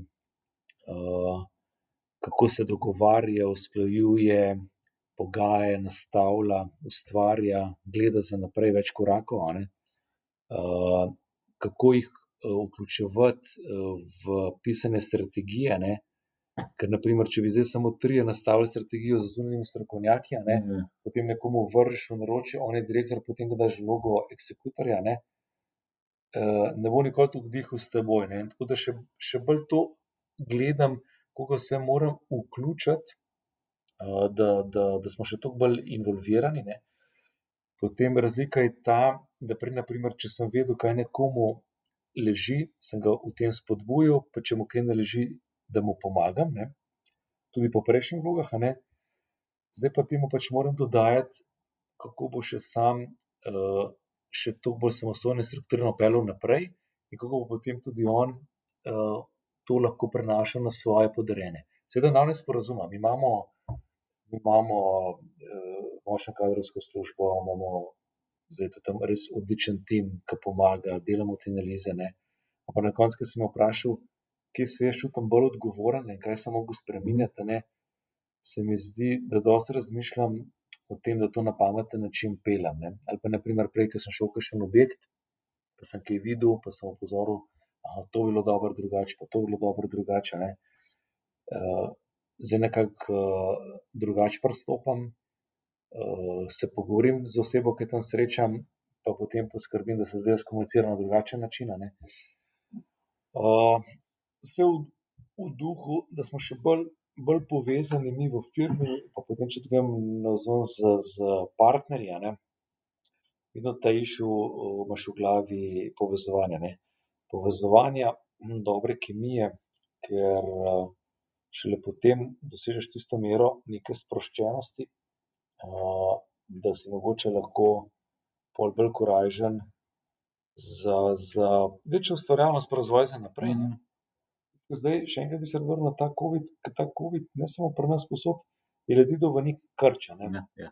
In veš, zdaj imam jaz v bistvu dvojno delo, ne. Ti smo dobro speljali, nova vloga, pa potem še ta moja nova vloga tega širšega vodenja z tudi občutkom pa empatijo, ne. Kar sicer menim, da sem imel absolutno vedno tudi prej v preteklosti, ne, ampak je bil moj fokus na manj ljudi, ne. Veš, na primer, že moj predhodnik je vedno prej delal obhode, šel na logistiko, se pogovarjal z ljudmi, in tudi jaz to z veseljem to delam, ne. Ampak ti moraš imeti v glavi to temeljno skrb, da to večkrat narediš, ne. Kogarkoli narediš, je premalo. Zdaj, če gledamo covid, sem bil v skladišču, sem bil večkrat, ne, ampak zakaj sem bil jaz takrat v skladišču, ne? Takrat so bili drugi nameni, druge potrebe, ne. Fantje, super ste, jih motiviraš, poskrbiš za varnost, ali protokoli funkcionirajo in tako naprej, ne. In je bil tajming ta, da tudi, ko si bil tam, pa na primer, če boste dobro delali, smo za vami, vas bom tudi nagradil, podprl, vsa ta sporočila daš, ne, ampak to so bila takrat v tistem tajmingu drugačna sporočila, kakor so sicer, a ne. Ko prideš, na primer, vedno moraš poskrbeti, da prideš novo leto, da greš okoli pa ekipe nagovoriš, ko imamo strateške konference, ne. Ta vloga je zdaj toliko bolj odgovorna, zato sem tudi rekel, pomembno, da imaš neko kilometrino in vedenje o tem, a ne. Ampak glej, na koncu dneva meni je lažje, ker sem tudi to videl, a ne. Se moraš pa večkrat spomniti, da to narediš. In to je to, kar je v bistvu težje, ne. Veš, ko imaš pa kolegij direktorjev, si pa lahko bolj strukturiran pa fokusiran na samem kolegiju. Ko se kolegij zaključi, se šele pravo vodenje potem spet začne ali pa vrneš v to vodenje. Recimo bil izziv, če lahko temu tako rečeva, ko greš na višje pozicije, na bolj odgovorna mesta, da dejansko znaš določeno delo prepustiti ljudem. A veš, da dejansko si rečeš, ti si doer, jaz sem tudi velik doer in rad ogromne stvari sam naredim, ampak v določenem trenutku moraš pa stvari prepustiti ostalim. S tem nisem imel nobenih težav, sam se z lahkoto odločam, ne, kar tudi veš, a ne. Ja. To, kar pa še raje naredim, če vem, da je za nekdo dober na čem, ga pa res z lahkoto opolnomočim, a ne, in sem si totalno razpršil tveganje. Prvo sem stavil na tiste, ki sem vedel, da so res najboljši v tem, kar delajo in absolutno zaupam, a ne. Potem sem pa postopoma začel dodajati še ostale, a ne. Veš, ker ta matematika ne reče, ne funkcionira, ne, jaz bom vse, od tega dne jaz ne bom, bojo ostali, ne. In sem lepo dodajal, a ne. In to sem tudi z načrtom se tega tako lotil. Hkrati sem pa skušal vsem dati vedeti, če imate problem, ne glede na to, katero pozicijo imaš, pridi s problemom, pa ga probamo skupaj rešiti, da me bi čim manj zadev presenetilo, ne. Ampak ful verjamem v opolnomočenje, ne. Disko je v nečem dober, puzgane svoje naredi, sam, da se z njim veseliti, kaj dobro naredi, a ne. Če mu lahko pomagaš, mu pomagaš, drugače pa ne pipi tistega, kar je drug boljši od tebe, a ne. Ker vedno je ogromno ljudi, ki so boljši od tebe v delu, ki ga opravljajo. Tako je. Pa pri tebi je bilo tudi blazno zmeraj všeč, ker dejansko si rekel, prid k meni, prid s problemom, ampak me že rešitev kakšno, ne. Dejansko prideš že z parimi rešitvami oziroma... To smo pa tudi spomnili, ja, to je pa res. Vedno sem rekel, da imej rešitev, pa tudi sploh ni nujno, da je ta prava rešitev, ampak vedno imej pa rešitev, ne. To pomeni, da se tudi sam involviraš in se oseba, da iz tega vakuma, ne, ali pa zaprte sobe, shit, imam problem, ne. Vedno rešitev, ko začel iskati tudi neumne rešitve, se boš navadil, a ne. To je res, ja. Veš, to smo lepo spomnil. Nekaj si mi pa naučil, ogromno. Kako se bo pa BTC zdaj odzval na to delo od doma, virtualno delo? Kako si razmišljal? A boste imeli kakšne sektore, ki bojo šli v... Ja, pa zdaj, po sili razmer smo se odlično znajdeli. Jaz sem imel, na primer, komercialo delala od doma, marketing je delal od doma, računovodstvo, IT, ne. Praktično vse se da, ne. Razen logistika. Zato je bilo tam nujno ta varnostni protokol. In tudi zdaj, ko gledam rotiranje, mogoče tlele tudi, če boš spet vzpostavil, kako se tlele pol vodenje spreminja, niti ne toliko, ker ti tudi mediji omogočajo permanentno komunikacijo in spremljanje. Morda smo mogli samo malo več nadzora imeti za določene taske, a ne. Ampak sicer tudi zdaj, ko gledam, kako nam prihaja oktober, november, december, se bomo tega posluževali, tako kot smo se v covidu. In mislim, da nam je v bistvu ta praksa se izkazala za zelo dobro, ne. Še zmeraj pa da nam nesporazuma. Verjamem, da če so pa vsi tukaj on spot, v koliko se dobro počutijo, ne, si pa bolj uspešen, ne. Se to da nam nesporazuma, a ne. Ja. Tudi na ta način, če moraš, bomo naloge opravili, po vseh segmentih, razen logistika, ki pa moraš opraviti, ker so pač jasno komisionirane viličarji, dostava in tako naprej. Peva malo zdaj še na tvoje osebno življenje. Počasi pripeljava tale podcast malo na tvojo, kaj Damjan počne. Tako da malo mi povej, kaj recimo tvoj kakšen quote, ki ti je zelo ostal v spominu oziroma ki ti... Ok, imam jih par, ne, itak ne. Mislim, rečemo temu, kar sem jaz, česar se rad držim, pa tudi ostalim rečem, a ne. Itak se veš, košarko sem treniral, rad imam košarko, itak sem bil vedno fan Jordana in pol sem se dosti poistovetil s sloganom Just do it, a ne. Ker sem vedno se mi zdelo, tako je prav, ne. Ampak drugače, s čim se tudi jaz rad poistovetim, a ne, to, kar govoriš, tudi naredi, po principu delaj, kar govoriš, a ne. Pa to, da si vedno zvest samemu sebi, ne. Če si zvest samemu sebi, ne, si tudi transparenten, ne. Dejansko si pol tudi kredibilen. To se mi zdijo take v bistvu pomembne iztočnice.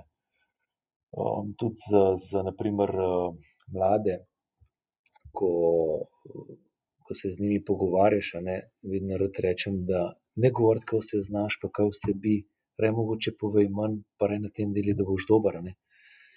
No, pa mogoče, a veš to, se mogoče tudi to quote, ne, ono, be brave, a ne, bod pogumen, a ne, ampak ne biti pa nor, ne, da se zapomni. Ja.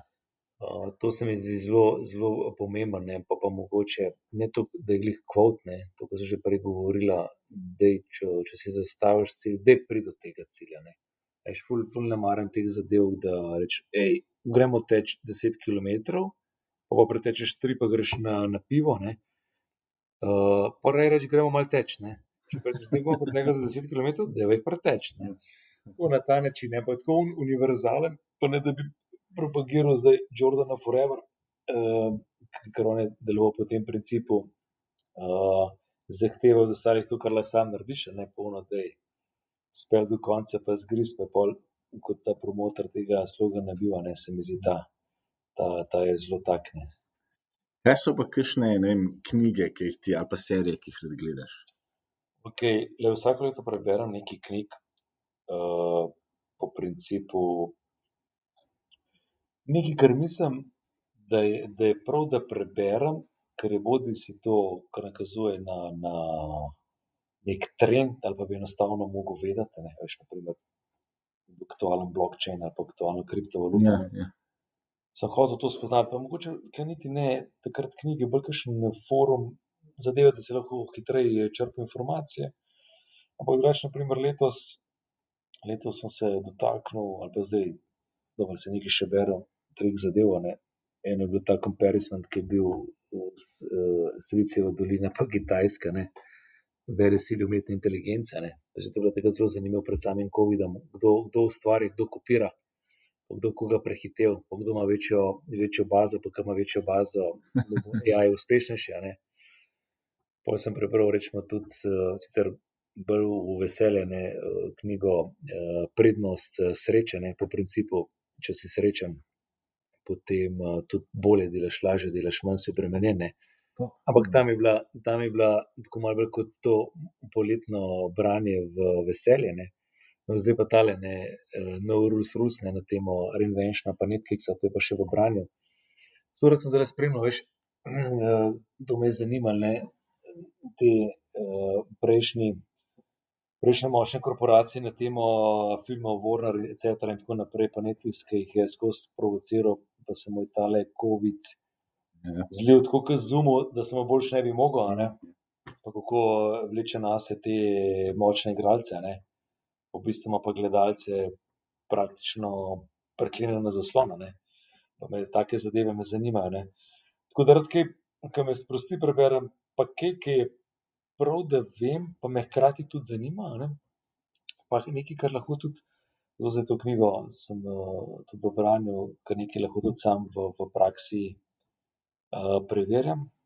Seveda sem tudi uporabnik tega Netflixa, ne, zato sem tudi zdajle, ke sem vprašal za serije, sem užival v seriji The Last Dance od Jordana, ne. Super, Res tako, okej, moram biti iskrena, malo tudi še toliko bolj polaskanega, malo bolj njemu v prid, ampak glej, ne glede na vse, rezultati potrjujejo, a ne. Zelo rad imam nadaljevanko Peaky Blinders. Tako generalno uživam v English, ne, to je eno. Uživam v zadevah, ki jih je treba, da kako iz vsake zagate lahko ven prideš. Všeč mi je bil tudi na primer Ozark, ki je majčkeno bolj dark, a ne. Ampak na primer, kako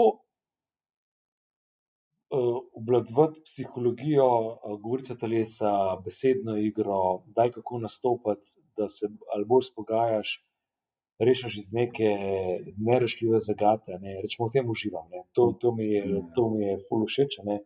Te konkretne Ozark pa Peaky Blinders so mogoče za koga malo bolj hard, ampak glej, to je to, kar sem jaz na primer užival in rad gledam. Tako da, pa rad imam serije, veš, tako da pogledam na primer kakšen del, ker jaz ne morem pred ekranom čepeti ne vem koliko ur, a ne. Tako da. Okej, zdaj za hobi vem, si že rekel košarka, tenis, tek, rad potuješ. Od podjetnika obaviva in je fascinanten Jože Mermal, res vizionar. To veš kaj, to pa res, ne, tako ke pomisliš, ne, a veš, lahko, ke gledaš okoli, kaj ljudje na primer povejo, ali pa kakšen obožuje Bransona, pa oni pa tretji, pa jih naštevaš, ne. Jaz iskreno moram povedati, dejansko on, ne. What you see, what you get, a ne. Z njim sem skozi delal, še zmeraj delava, ful uživava, ne glede na zdaj različne vloge, a ne. In je tudi zdajle, ne, tako ke sem rekel, ne, novodobni cevoti, a ne, biti inovativen, prodoren, podjeten, ne, pa hkrati strukturiran, s čimer se tudi sam znam poistovetiti, a ne. Ampak na neki način je bil to tudi on, a ne. A veš, in tako ke rečeš, ne, podjetnik, on je, ker v končni fazi si tudi klasičen Ne moreš biti menedžer, ne, moraš biti podjetniško naravnan. Ja, ja. Da. Koliko misliš, da je pomemben, oziroma je pomemben faktor, da imaš nekega mentorja v karieri, da dejansko da ti pomaga? Ogromno, ne. Ja, ne. Mislim, glej, jaz mislim, da sta dva mejnika, ne. Eno je že družinsko okolje, ne, če imaš to srečo, da te veselijo iste zadeve, kakor so podobne, kakor so starša, ne, pa se pogovarjaš, pa da nima samo vlogo klasičen starš pa otrok, ampak je tudi, da te enakovredno jemljejo in poslušaš in tudi to slišiš, a ne. To srečo sem res, povem drugič, neizmerno imel jaz, a ne. Drugo pa, da ko začneš delati, ko si, glej, tudi če si največji frajer, najbolj odločen, najbolj zaletav, ali pa obratno, če si najbolj previden, najbolj bogaboječ, najbolj, Ja, ja. ne vem kaj, res, kako sem rekel, careful, a ne, na koga naletiš, a ne. In potem, ko naletiš na nekoga, ki ti daje širino, pa ti postopno dozira zadeve, in potem lahko z njim dlje časa delaš in je ta oseba tudi tvoj mentor, ne, če se ti to poklopi, je super, ne, in jaz sem to srečo imel. Pa predvsem, da ta, ki je tvoj mentor, ne, da ti je res na razpolago, ne. Veš, to je tudi nekaj, na čemer moram jaz delati, ko marsikdo želi tudi, da sem potem mentor, ne, da tudi ta čas, posvetiš. Čeprav res, veš, to je triki, ne. Jaz sem na primer to tudi zahteval, meni ni bilo problema reči, ne, dajva se to pa to pomenita, ne. Marsikdo ti to ne reče, a ne. To je res, ne, tako da tudi na oni strani moraš biti malo vsem puši, a ne. Moraš malo točiti, tako kot jaz To je tebi. tako, kot ti je, pa saj to je prav. Ja, pa saj to je prav, glej, saj tako kot jaz, ki nekaj ne vem iz nekega področja, pa tebe vprašam, ne, saj to je prav, ne, Ja, ja. ali pa da pomagaš, ne. In,